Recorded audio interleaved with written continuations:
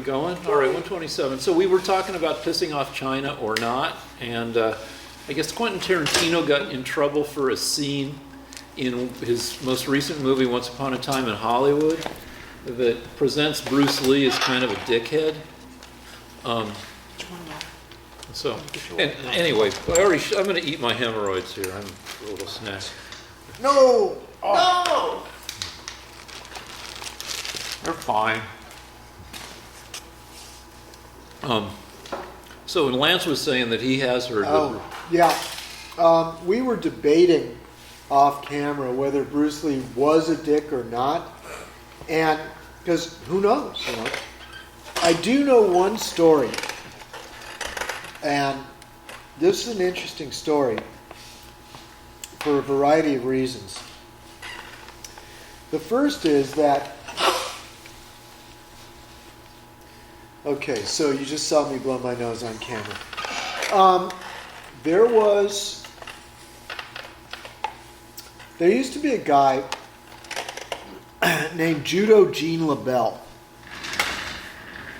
And Judo Gene LaBelle was one of those old-timey wrestlers or whatever from the 60s. Yeah. And he used to put out these books where there'd be photographs of him like this. Like he'd be like this, you know? And he'd show you, if you paid for a subscription or something, there'd be an article where he'd show you the Javaro thumbscrew hold and how to beat up a guy twice your size. And I saw a documentary where he said hair is for pulling, you know, and he'd have these pictures of himself, very old-timey, all black and white, where he'd be like this, without doing this, you know, the old-timey, you know, and he wasn't that muscular, so it was just all, you know, 50s, crew cut, and his name was Judo Gene LaBelle, because he used judo. That was his fighting method. Do you know Mexican judo? You don't know if I have a knife. You don't know if I have a gun. Say it again, director. Do you guys know Mexican judo? No. No. You don't know if I have a knife. You don't know if I have a gun. All right. So this is a comedy show as well. So anyway, so Judo Gene LaBelle was getting work as a stunt helper, you know, in the film industry, to help with the fight scenes and stuff. And lo and behold, Bruce Lee was on set, and he was one of the stars. And what happened was, Bruce Lee was hurting people, like he was too rough with them during the fight scenes. He was actually hurting some of the stunt guys. And so they asked Judo Gene LaBelle to have a word with him. And so Judo Gene LaBelle is this kind of wrestler, grappler guy. He's older, kind of American guy with the T-shirt and the gym pants and, you know, these weird shoes that would come up to here. Yeah, wrestling shoes. Yeah, and so he said to Bruce Lee, "Listen, you got to stop hurting my guys." And Bruce Lee said, You're a wrestler. You come at me, I'll hit you 3 times before you even touch me." So Judo Gene LaBelle wouldn't back down, and sure enough, they went at it. So Judo Gene LaBelle, turns out, was one of the first MMA-type jiu-jitsu experts. Ooh. And he wrapped up Bruce Lee, stuck him on his ass, threw him on his ass. So Bruce Lee is in shock, and he says, "Oh, it was just luck. Let me try again." So they do it again, and Judo Gene LaBelle knocks him on his ass again. And it turns out, as we found out in the beginning of MMA, that jiu-jitsu guys had a tremendous advantage when they faced strikers, because strikers didn't know what to do with them. They'd never experienced that before. So if the grappler can get beyond the strike and grab hold of the striker, of the puncher kicker, he can hurt him. So that was the beginning. So Bruce Lee was no fool. And as a result of that, Bruce Lee learned grappling techniques. And if you watch one of the fight scenes he had with Kareem Abdul-Jabbar, he actually gets, I think, a hold, like a toe hold or a foot hold, onto Kareem after they go to the ground. And that's because of the fight he had with Judo Jean LaBelle. Can I tell a pointless... Wait, there's more. Okay. Now, because Judo Jean LaBelle was such a colorful character, he had a lot of articles in those old black belt, all those magazines about martial arts where you bite a guy by the nose or you grab him by the thumb and pull it back or whatever. And so he was a colorful character, but he was sort of the representative, the first grappler to face a boxer. I believe he was one of the first, if not the first. And so they used him in the first, most bizarre fight in history, because Muhammad Ali fought a Japanese wrestler in the 70s. It was one of those things where Muhammad Ali was always up for something unusual. And so he fought this Japanese wrestler who was about his size, but the Japanese wrestler was a grappler. And in those days, nobody respected wrestling. And they just assumed that Ali would punch the guy in the nose and he would just fall over and that'd be the end of the fight.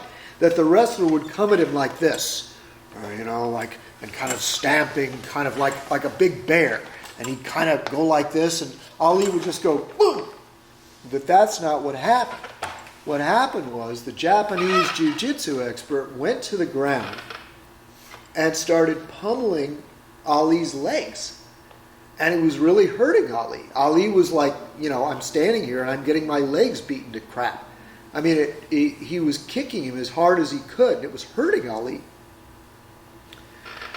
And they used Judo Jean LaBelle to be the ref of the fight. See, it all ties together. So, of course, he was the one they chose to be the ref of the fight. Now, this is the interesting part.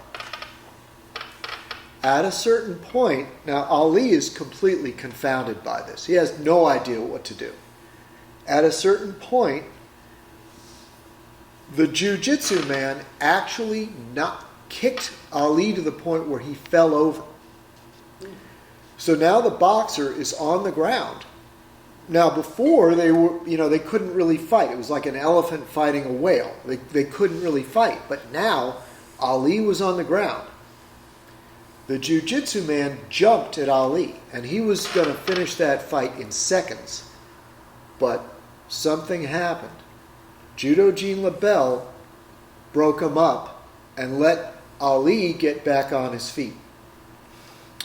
And that, people say, was the turning point in martial arts and boxing fighting history, because no one found out what would have happened to Ali. He would have been wiped out.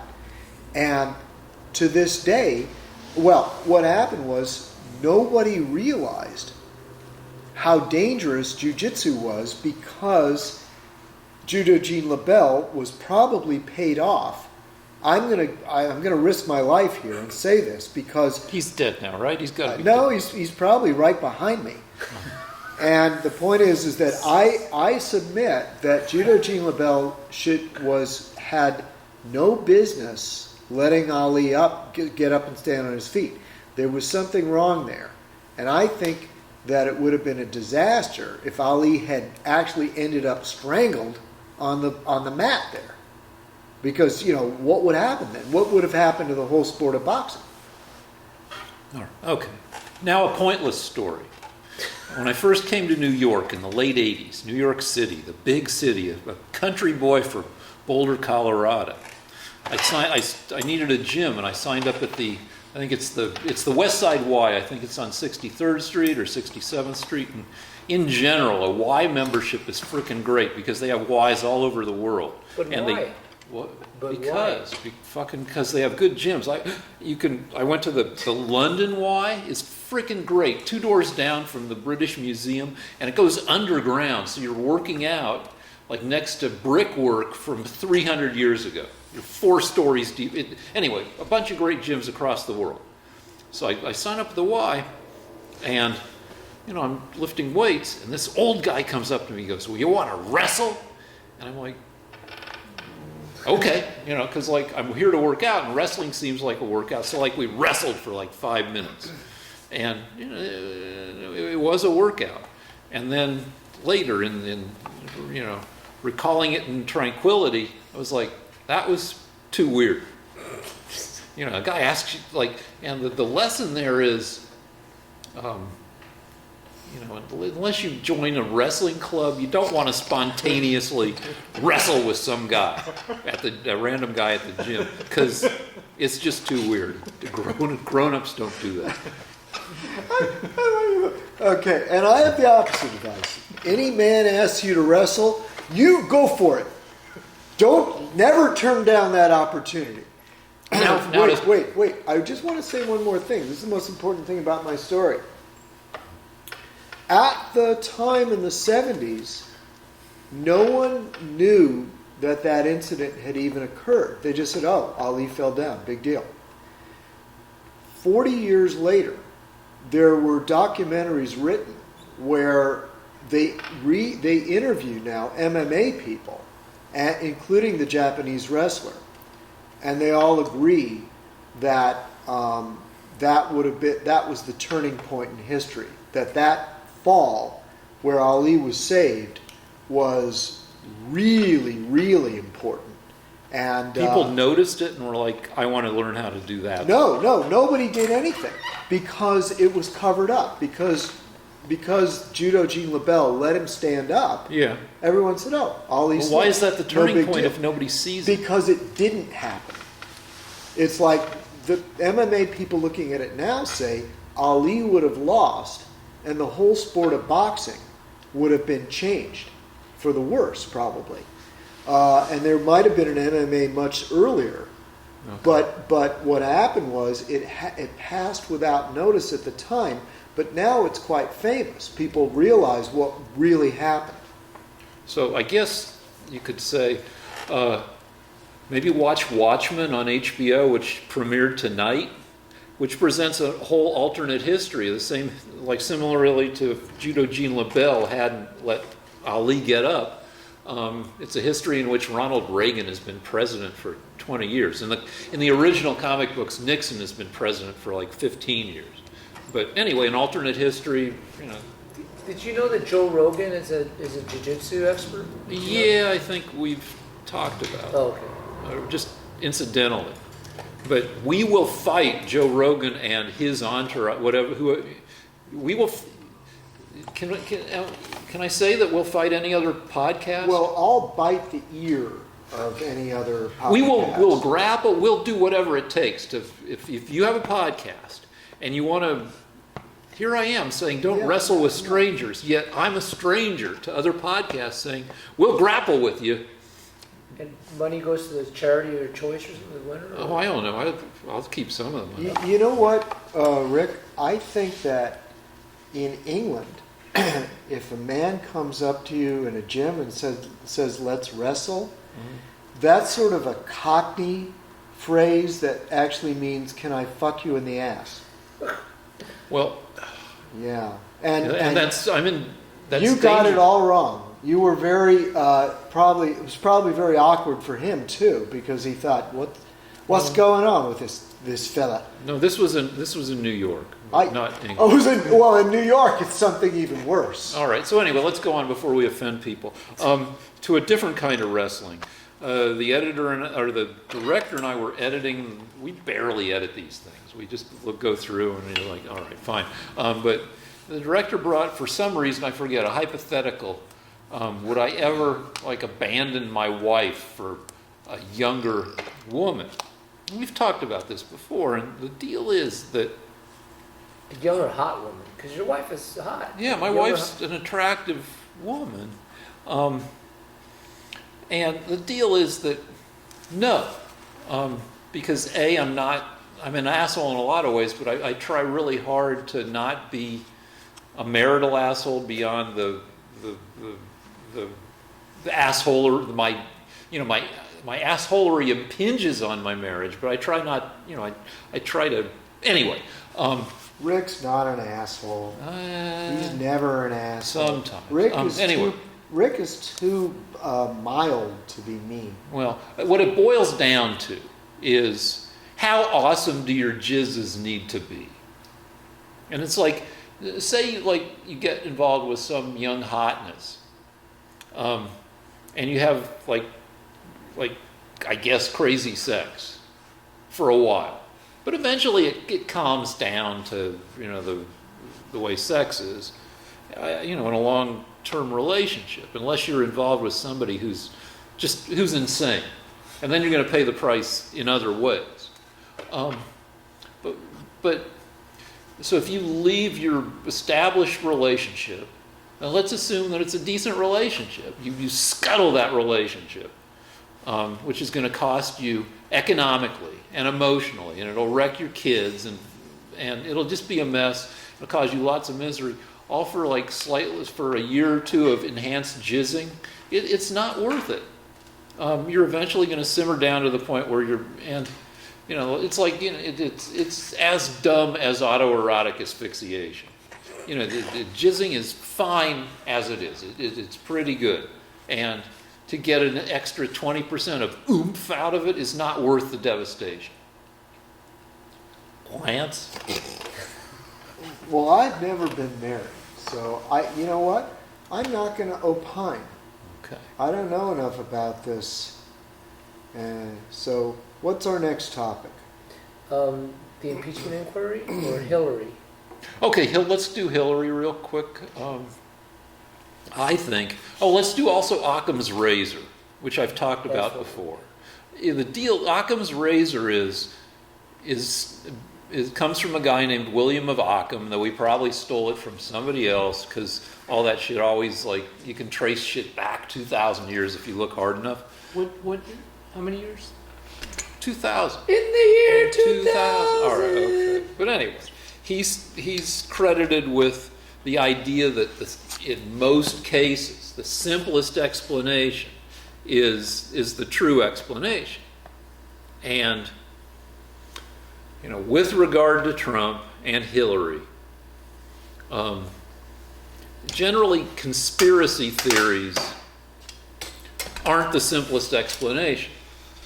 And in general, out of every 100 conspiracy theories, maybe 2 of them or 3 of them turn out to be correct, with another 2 or 3, having some little details that are semi-correct. Anyway, rather than thinking that Hillary is at the center of some global conspiracy, the explanation is somebody who was the simplest explanation is Democrats are shitty at running national campaigns.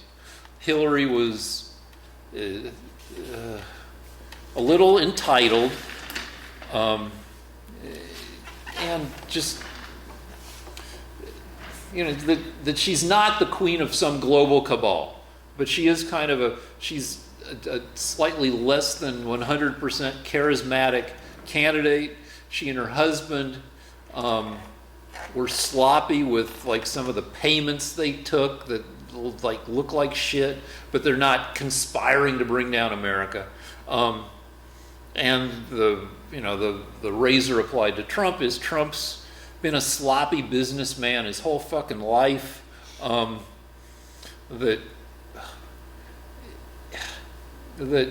he's the Q.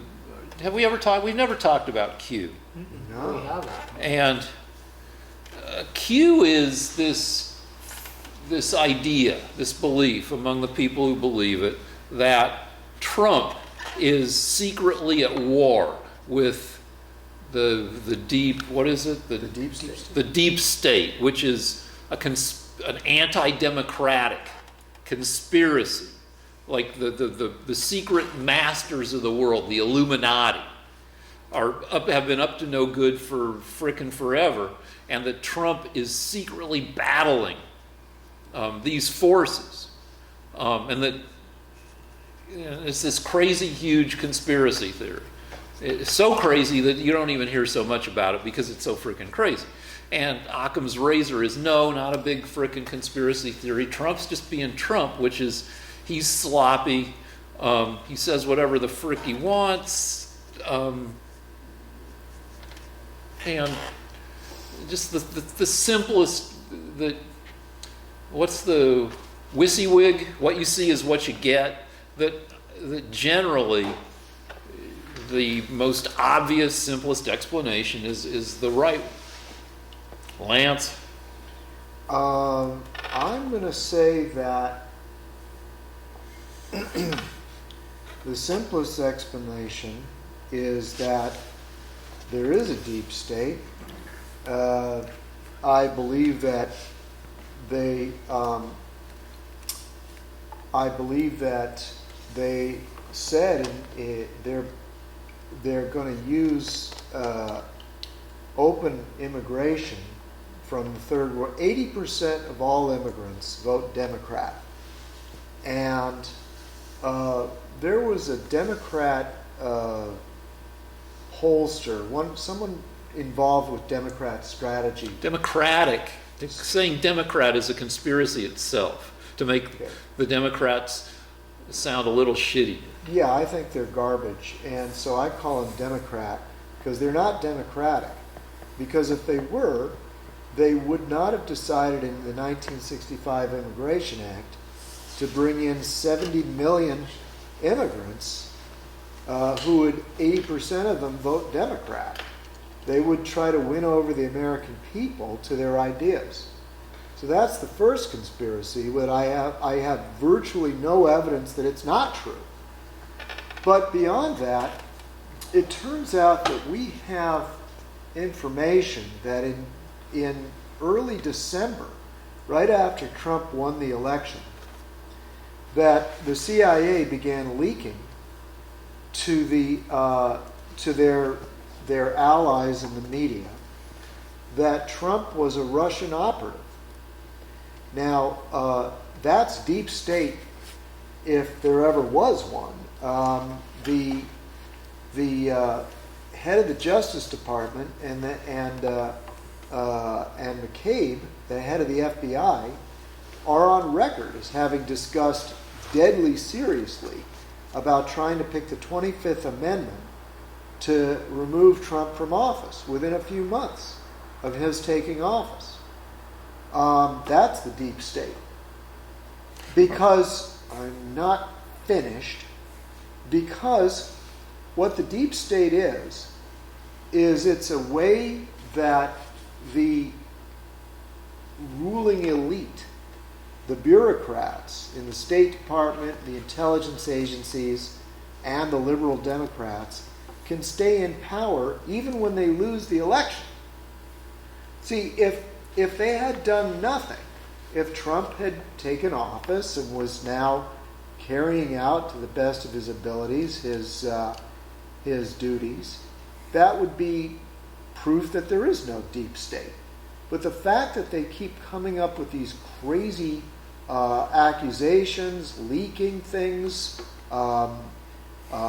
they've been caught on tape many, many times planning conspiracies against him. It came out recently, as a matter of fact, that CNN, Project Veritas, has the guy who went to prison for fucking with video. Yeah, and only someone that's brainwashed would automatically say that. Project Veritas actually has films that came out this week, and I'll bet my brainwashed friend never saw them, did he? I saw of them on Twitter, but I didn't watch them. Whatever Okay, the fuck so they were. somehow you went the whole week without seeing that CNN was caught on camera admitting that their whole goal is to get Trump impeached. That it's not, it has nothing You to said do with... CNN. CNN isn't a person. Who on camera was caught? They caught Jeff Zucker, the head of the company.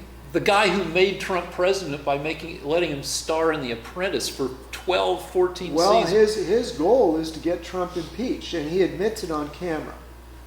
And at the same time, his producers are on camera saying that they can't cover anything unless it hurts Trump. And that they feel like they're not a news show anymore. They're just shills of the Democrat Party being used to get rid of a rival. And they are disgusted by it. And this is all part of the deep state. All right, fine. Now let me say some shit. No, wait, I'm not done. Yeah, but you go on for a long... You've done more talking tonight than I have. It's like 60-40. That's so, just because of my Judo Jean LaBelle story. all right, no. But And you so talk like, a all lot right. of shit about science, too. Yeah, I'm going to talk about Bishop Berkeley. He's the guy who said the universe is an idea in the mind of God. And he's walking along some road in Cambridge or wherever he was 200 years ago, 250, and he's arguing with somebody about the existence of the world. And I think the other person picks up a big rock and throws it down and says, refute this. That is, the reality of the world is apparent. And I will say, refute Trump. Just look at Trump. Like, look at what he does and tell me that this is a normal president having a normal presidency. Occam's razor says, just frickin' look at Trump. Well, what they're doing right now is they've held secret meetings. Yeah, I don't like that. Everything should be in public and on Yeah, camera. but they can't do that, because if they did that, the Republicans... All right, just to refresh the audience, right now, the Democrats are holding secret... With the whistleblower, right? Secret No, he hasn't testified. They're holding secret hearings where they're trying to find shit on Trump, and they're calling all kinds of witnesses. They are refusing to allow the Republicans to have a lawyer present or even be present. They're refusing to allow any of the testimony to be released except in driblets that they have orchestrated with the Democrat media. They're refusing the right for the Republicans to even look at what's going on. It's all in secret because this is how the deep state operates. They don't care that that we live in an open democratic system. They're going to call witnesses. They're going to have no lawyers for their opponents, for the Trump people. They're going to hide whatever evidence they don't like because it's all secret. It's all being done with leaks. And this is what you Democrats like. You're Great. thugs. Fucking great. You're thugs. It's not great. Lance. It's the way Democrats... in I the can't deep argue state- against this because I'm not fully informed about know, it. I have a but comment it- for Lance too. Yeah. Chief of Staff Mulvaney admitted on camera that they do quid pro quo all the time. Now the director's jumping on my side. Yeah, Well, okay. all right. But All right. that's true. I mean, that's It is the true. reality. Yeah, well, okay. What Mulvaney is saying... And he said, get over it. Mulvaney wasn't that bright. He was saying that in general there is quid pro quo, but he is now saying that had nothing to do with the phone call. We've got the phone call. Now, Rick probably hasn't read the transcript. I have. I've seen the it's- story. Okay, it's very It's not sim- word for word, but it's based on... It's very simple. The Ukraine is corrupt, and Trump. No, let's not reiterate the whole Trump fucking was argument. trying to make. I can't talk. He just asked me a question. Fine, but like it's the same. You're So just- what happened was Trump was trying to make it clear to the president of the Ukraine that we're not going to keep handing over money to you if you're not going to investigate your corruption and clear this up. And there's nothing wrong with that. He also even wanted to see if the Europeans would help out, because Trump is some people are suggesting there's a 20% chance that enough Republicans in the Senate would vote to kick Trump out of office. I forget how I was struck. Anyway, that there's 1/5 chance that enough Republicans would defect. And I think that's super optimistic. So, Lance, on your comments on Romney saying that Trump is guilty, it was a Republican, Kasich, Republican governor of Ohio. Of what? Guilty of committing an impeachable offense in the What? quid pro quo. The quid pro quo with foreign governments, Australia, China, and Ukraine. What was the quid pro quo? We're not going to give you military aid unless you investigate my political rival. Napolitano on Fox saying that it was a crime, the telephone call on Fox. Well, Napolitano was wrong. It's not a crime for the U.S. to investigate corruption. The fact that, you see, by your legal theory, Rick, if you happen to be running for president, you can't be investigated. So you can do whatever you want so long as you're running for president. So if Biden was bribed by the Ukraine and by Russia, or by the Ukraine and by China, that's okay because he's running against Trump. So Trump has to just let him get away with it.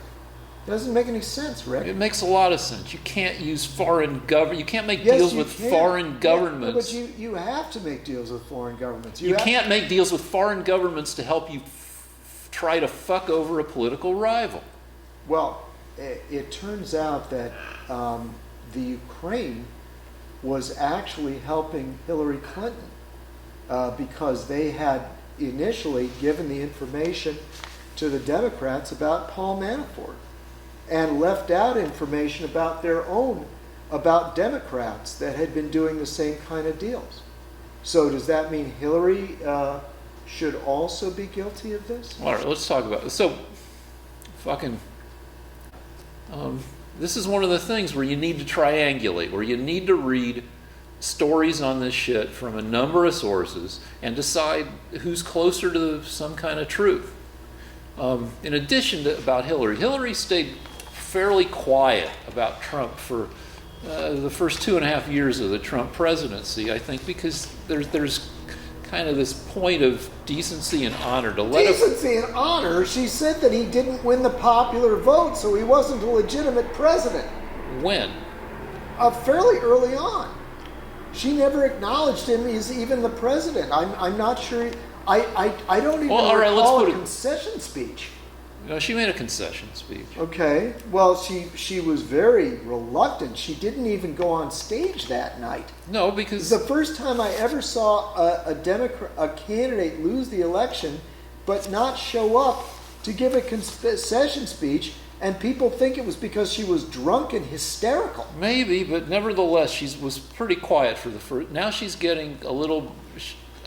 I feel like she was giving Trump more or less a chance.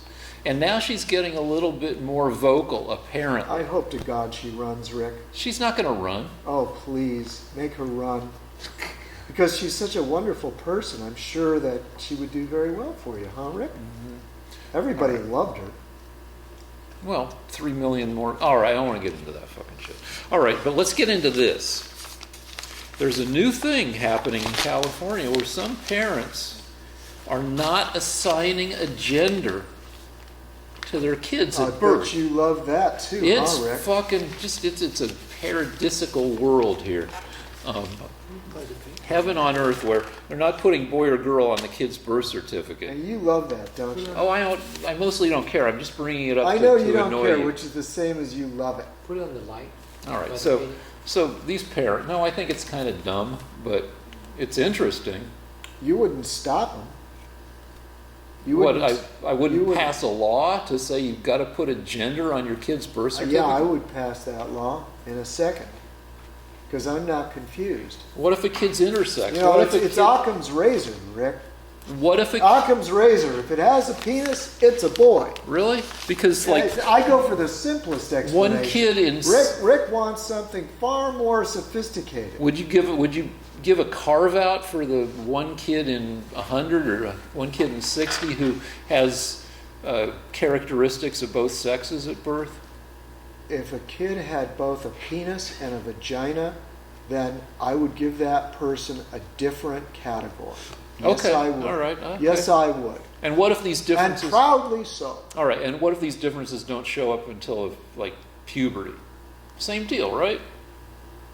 Because a lot of times you don't find out a kid is intersex. Right. Now, intersex is not trans. Intersex is biologically having characteristics of both sexes. So you'd have to, retroactively allow people to amend their birth certificates if it turns out that they're not strictly male or female. Rick, when you don't really understand a subject, you grab at insignificant things like this. One kid in 60 is not insignificant. It's not one kid in 60. It's You are dealing with the occasional birth defect to choose the sex gender of hundreds of millions of people. That's ridiculous. I'm just saying, and you agreed with me, there should be a carve out for whatever fraction of the population. If a child is born without a head or without 2 legs or maybe with an elephant's nose, that's its own category. So I'm not talking about that, and nobody in the article is talking about that. Only you are talking about that. What they're saying is that the Democrats have a new plan to make our kids crazy, and you don't care. Well,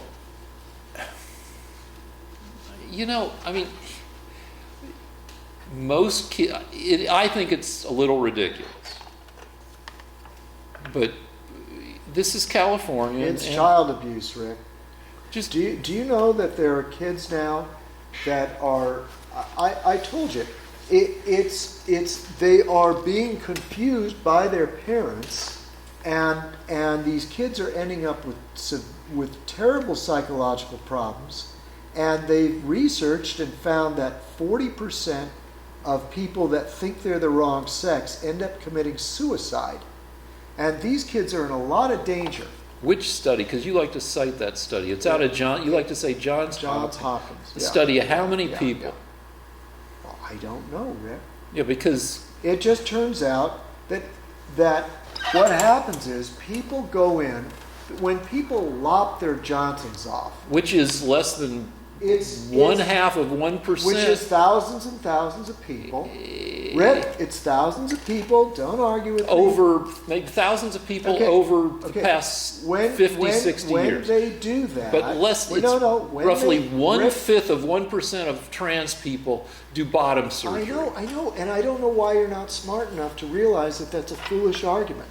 Because Because it still involves thousands of people. but Rick. 99.8% of trans Rick, people do not. Rick, Anyway, it's still thousands of people. okay, fine. Okay, so thousands of people are walking into doctors' offices, and what they really have is depression and self-hatred. Doctors that are influenced by people like you are cutting off their genitals, and 10 years later they end up killing themselves because what they really needed was to be treated for depression. And they found that having their genitals removed didn't change the depression. So my point is that you are going to support more kids being given complexes because they know it started by an adult.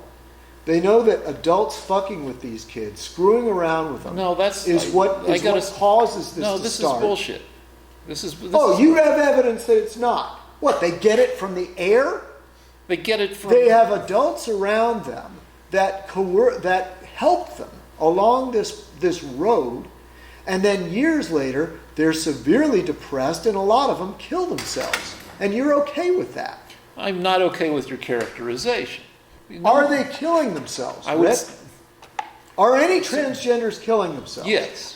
Do you know that there are sites where hundreds of people write in and say they made the biggest mistake of their life? Do you know that? That one of the most important new results of all this surgery that you love so much is that people have terrible, terrible regrets of things that they can't undo. And very often that's the cause of the suicide. All right. So roughly 1% of the population It's a math issue. It is a fucking math issue. It all comes down to the numbers. It does. Rick. So nothing I said mattered.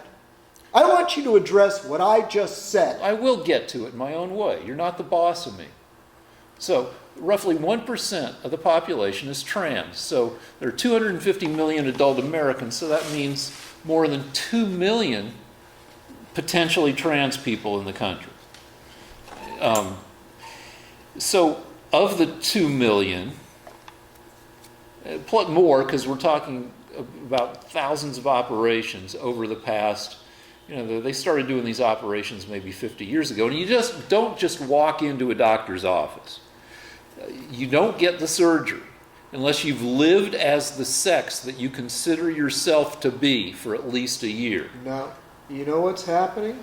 I recently saw a report with a transgender man who is crusading against this because he says it was the most malpractice-y thing he's ever seen. That now they're just lopping it off. They're not doing these careful things. There's not a lot of oversight. There's not a lot of supervision. There's no legal recourse. It's getting worse and worse and worse. It always has been. It's portrayed in the media as this very careful, very sensitive thing. And this fella, I'll find you his name, is going around the country saying it isn't. What's happening is it's very haphazard, and people are getting this operation when what they really need is a psychiatrist, and he receives hundreds of letters from people that are bitter and miserable because a very... You don't find me the article. Find me the article. Okay, I'll show you the whole down. documentary. All right. It's an hour documentary. Because hold on, before we do that, because for 30 years, starting in the 60s, maybe 20 years, there was only one guy in the whole country doing this surgery in Pueblo, Colorado, southern Colorado. Pueblo, a shitty former steel industry town. And if you wanted the surgery, you had to move to Pueblo and you had to live there for a year.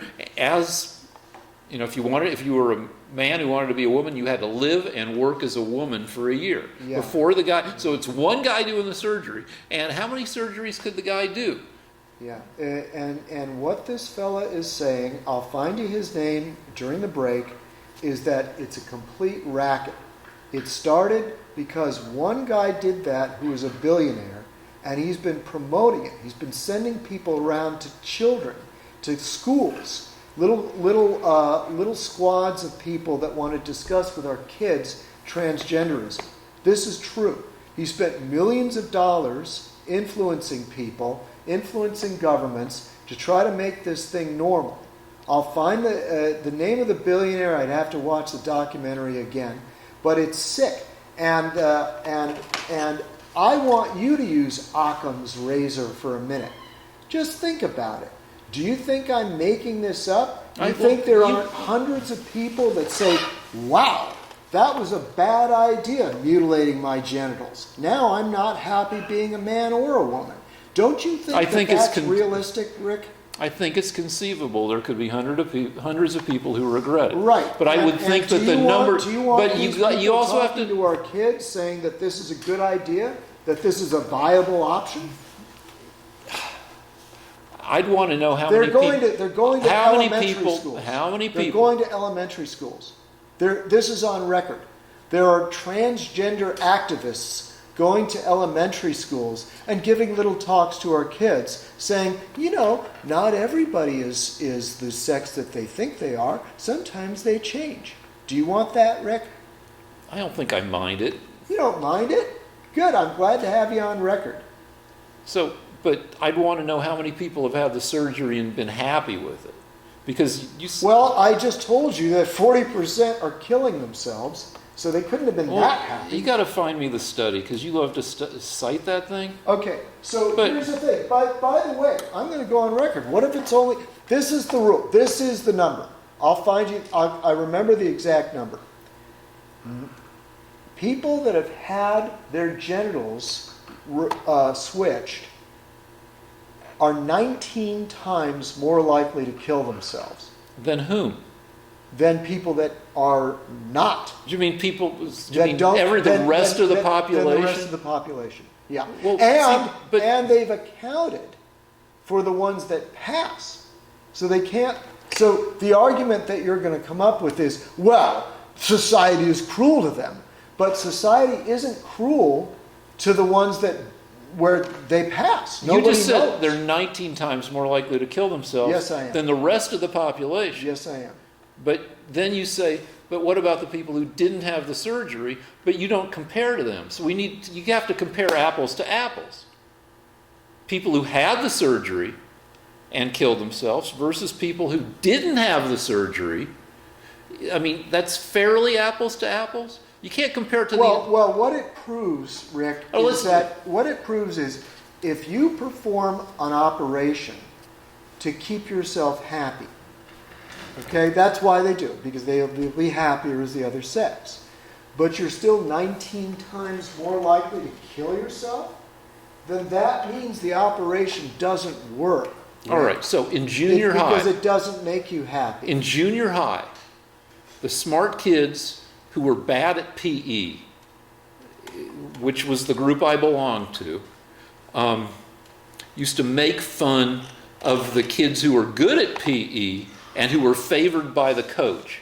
And we called these kids Mike, Pat, Greg, and George, because those were their names. These four guys who were good at PE. They were good athletes. They played football. They played basketball. They were very happy and successful in conforming to their gender. They were boys. They were good at being boys. They were happy at being boys. They were happy at girls liking them, at coaches liking them. Of course, they would be less depressed. They were happy. They got to finger girls earlier than everybody else. They got to be boys. They were everything ran in the same direction. They had boys' bodies. They felt like boys, and they were good at it. Of course, they're going to be less fucking depressed than somebody who feels like they're not the right gender in that body. Okay, Rick, are you done? Yeah, the Okay, fucking people Rick, are well-adjusted Rick, or happy. Rick, I don't deny why these people are depressed. Why they're depressed isn't important. What's important is the operation doesn't prevent them from killing themselves. That is my point. You don't speak. Still talking. You just proved my point. These people are depressed. Okay. They need psychiatric care. They don't need their genitals altered. Show me the doc. Show me the study. I You've got will. two things we're going to break. I'll do that on the break. It's a 45-minute Well, we can't interview. watch the Do whole you want to fucking see thing. it, Rick? Because obviously I'm lying. No, you're not lying, It's but I just not want... 19 times. It's only 17 times. All right, we're breaking. And nobody... Why do I bring up and anything? no one ever regrets having their Johnson chopped off. That's unthinkable. All right, I mean... By the way, Rick or Lance, when they get their genitals rearranged, do they still have sexual stimulation? Yeah, because they How does take... that work?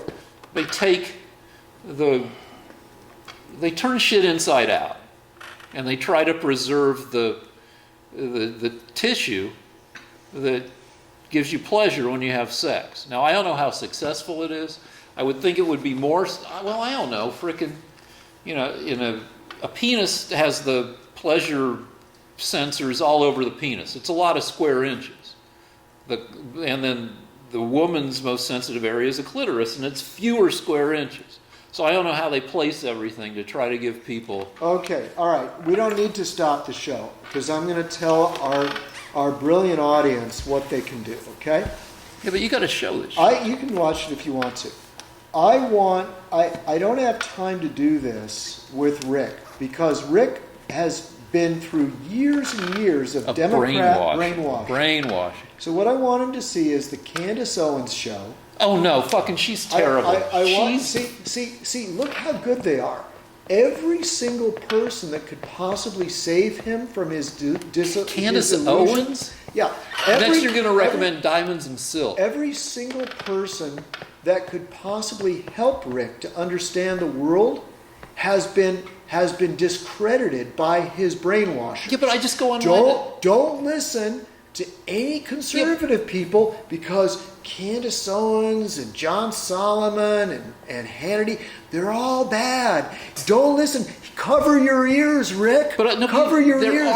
And the guy from Project Veritas that caught the head of CNN on camera, that guy, he's been to jail. Do you know he's won every case, by the way? Not the one that sent him to jail. He's been to court 8 times. Not the one and he's won every single one. So what about the one that sent him to jail? He caught the guy from CNN on camera saying that his whole network is going to do nothing but try to get Trump. And don't listen to him because he's been to jail. No, now, but the deal, hold on, hold on this. for a sec, because I go online, I read what Candace Owens says. I don't read what people say. Well, I start by seeing, I find these tweets that are like, fucking Candace Owens. So I go and I look at what she says, and it's like, so I'm not just taking people's word for it. I go and I... Okay, Rick, that's great. Now listen, there's a fellow named Walt Heyer. There are some... Kat Trimpf, I like her. There are conservatives I like. Rick, these people want to know what the best argument is, okay?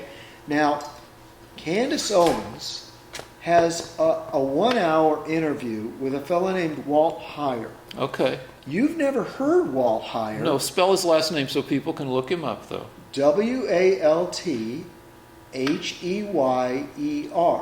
The reason you've never heard him, and by the way, I've heard him for years, is because your media wants to brainwash you so that you never hear anybody that's against transgenderism.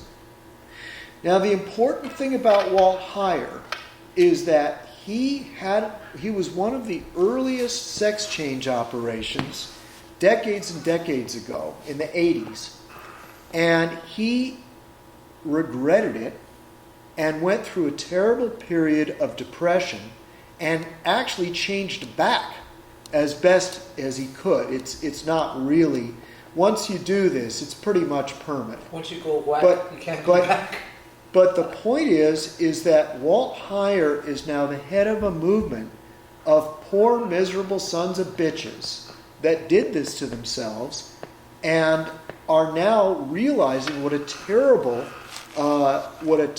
thing the medical profession did to them, the psychiatric profession did to them by convincing them to do it, and they are trying to stop this movement from going around the country and making other people miserable.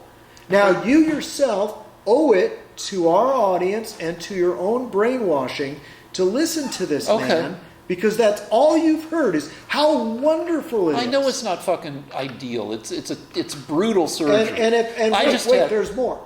And if you don't like Candace Owens because she's bad, don't listen to her. If you don't like her, you can hear Walt Heyer, minus Candace Owens, Heyer, on many other programs, probably with bad people, but he does speak, so you can listen to him. Okay, all right. Do you have somebody that advocates it, Rick? Well, no, hold on.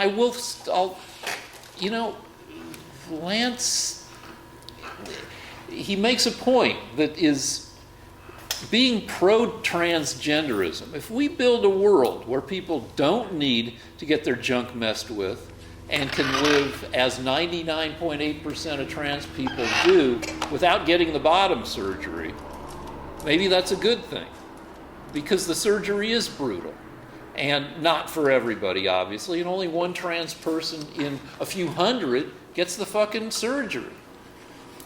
And certainly the population of people who are so unhappy that they get this brutal surgery. I mean, I just had my whole frickin' rectum operated on. The deal is I told you about that wallpaper for your guts. They wallpapered my whole rectum, probably, I don't know how far up they went, 10 inches? I don't know. But I keep shitting out the wallpaper. And my ass hurts a lot. And I'm glad, by the way. Great. My surgery's minor. It was a picnic. It only took 1 hour compared to having your penis split and then dug out and then turned around, and then they dig into you and they take the penis skin and they tuck it up into you to give you a vagina. Well, you want that for more Americans. I mean, if you can live your life as a trans person without doing that, maybe it's brutal. Yeah. And so, but the people, the tiny minority of people who feel compelled to do that are obviously facing serious issues in their life. And yeah, they're going to be more depressed than Mike, Pat, Greg, and George. You were going to show me that study. Wait, I've got more to say. I would just like to say that we've done 126 episodes.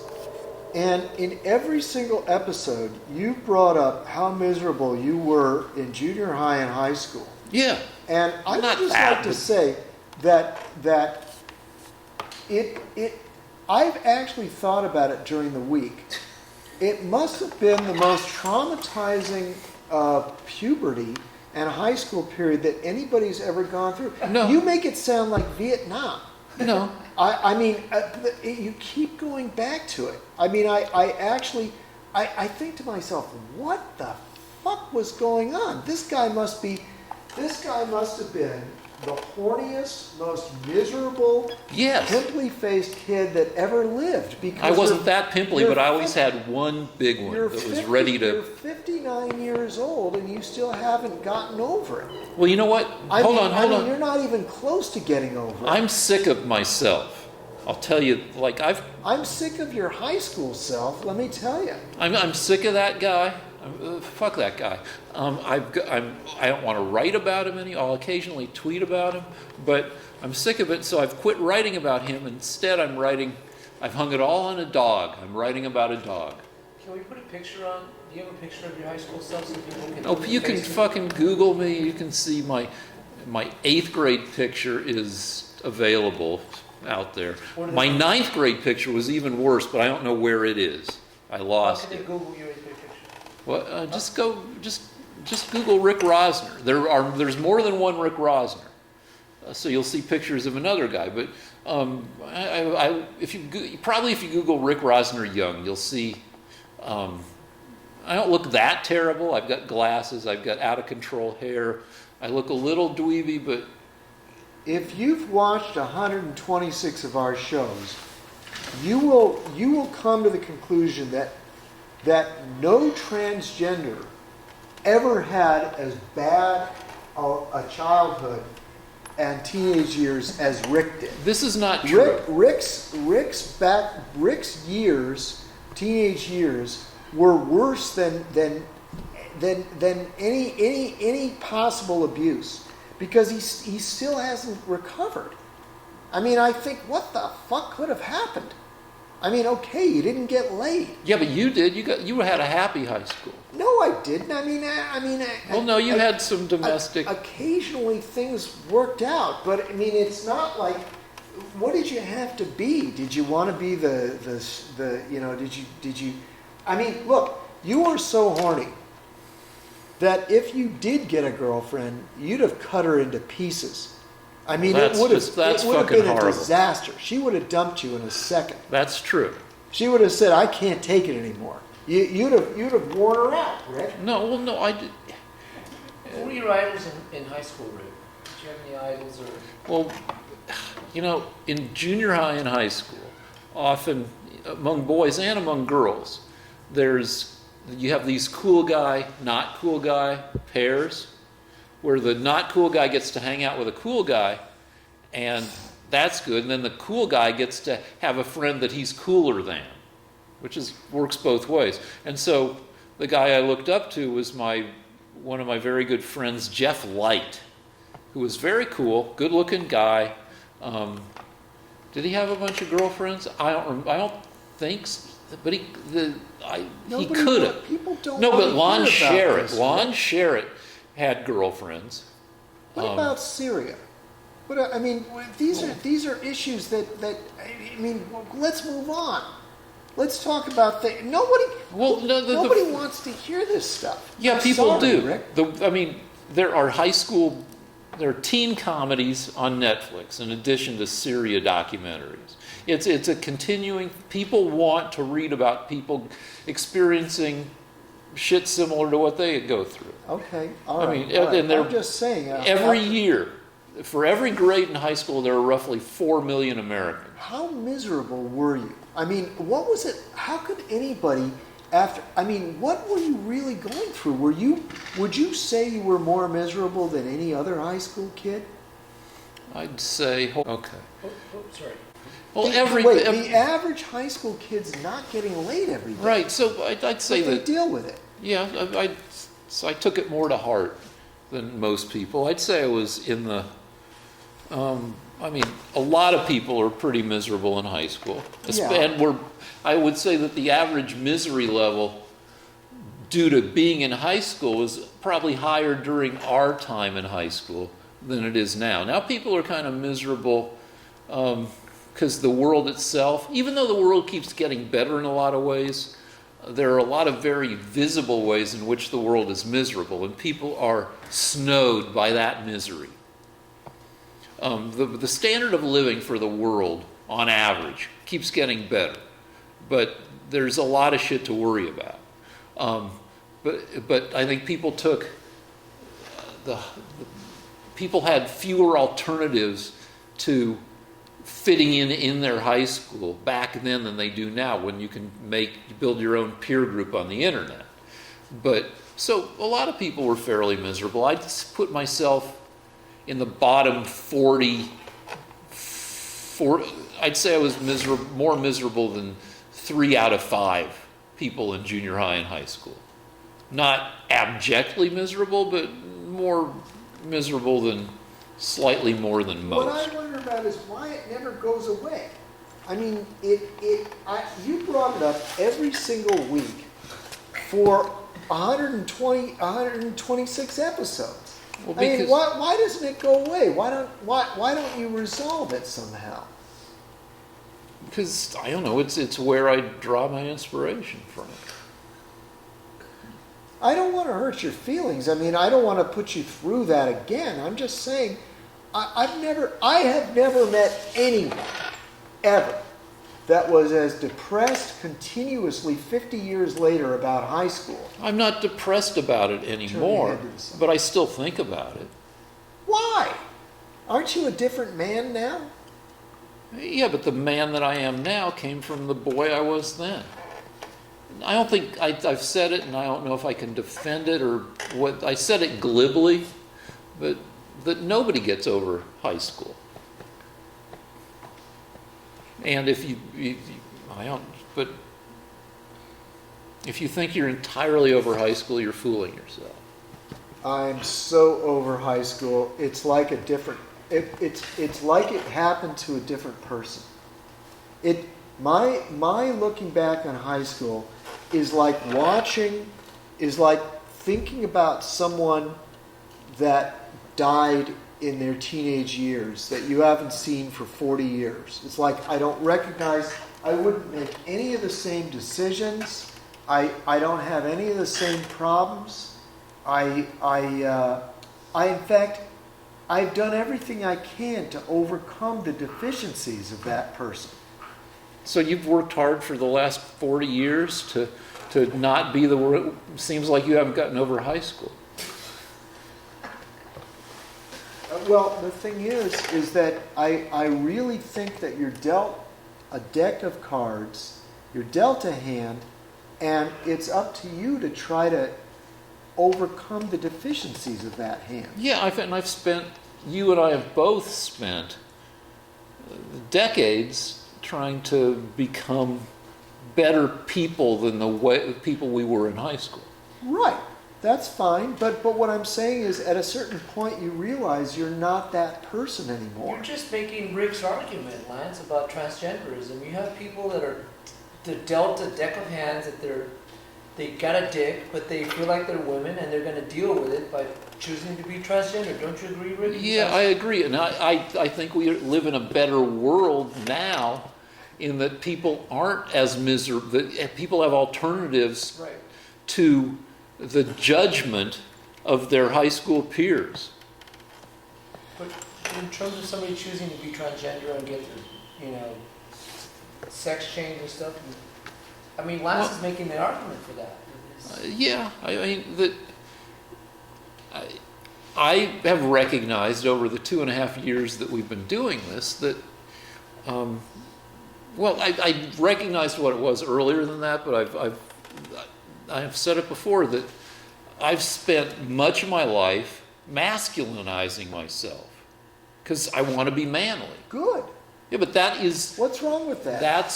Let's be masculine. That's performative male stuff. Maleness. It's a form of drag the same way wanting to... If I wanted me wanting to be manly and get a girlfriend, this thing that I haven't gotten over for 50 years we all need to be more manly. But what if it was such that I wanted to be womanly? That same thing that I haven't gotten over, to be a man. What about the people who were born genetically the same as me, but have that same brutal, not able to get over drive to be womanly? Well, I would slap them. Well, all right, so with that, let's move on to something. We got anything else? We've been going for a while. Did we talk about... Hold on a second. We have a list of topics that we build every week. Yeah, Are you okay? Yeah,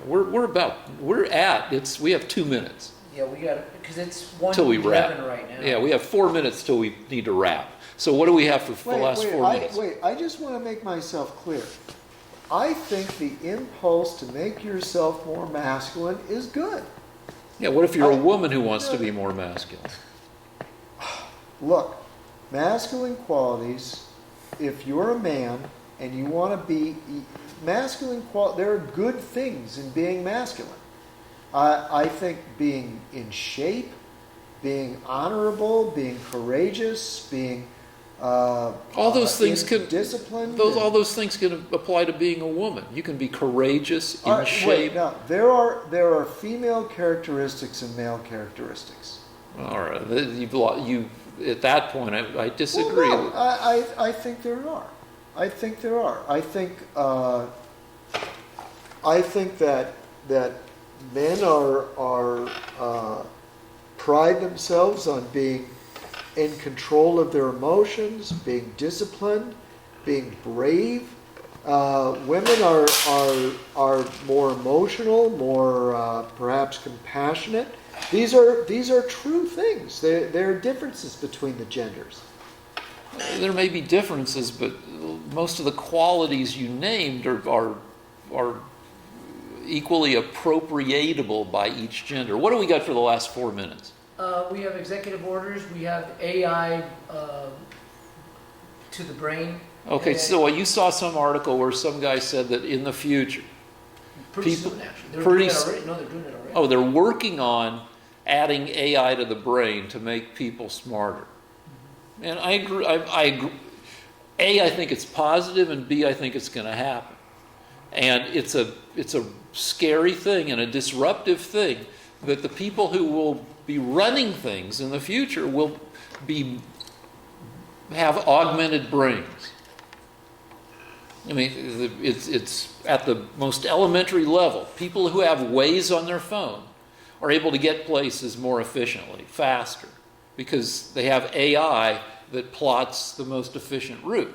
And it's going to get worse and worse to a crazy extent, and also better and better in some ways, that people are going to become more and more intimately linked to artificial information processing. And this will make the people who are best at doing this more powerful in the world. Okay, this whole show is an advertisement for just being intelligent is no good if you don't have wisdom. And I know a lot of extremely bright people, and Rick is one of them, who are wrong about everything. And it's because intelligence is not wisdom. You can't plug in wisdom into Maybe somebody's how do head. you know that there won't be a wisdom app that takes a look at the collective experiences of tens of millions of people and tells you that, like, say you want, let's go back to my thing, you want to get a girlfriend, and your wisdom app says it's not a good idea to just walk up to some girl out of the blue and tell the girl that you love her. And you're like, but I do, and I want to. And the wisdom app is like, that's just not how you fucking do it. If you want to have a chance with this woman, you need to get to know her. You need to maybe share some experiences with her. You can't just, you need to, I mean, there are ways to do it that are more likely to be successful than the ways that you want to do it, dumb shit who has no experience and no restraint. I can see that kind of wisdom is attainable. Is our show over?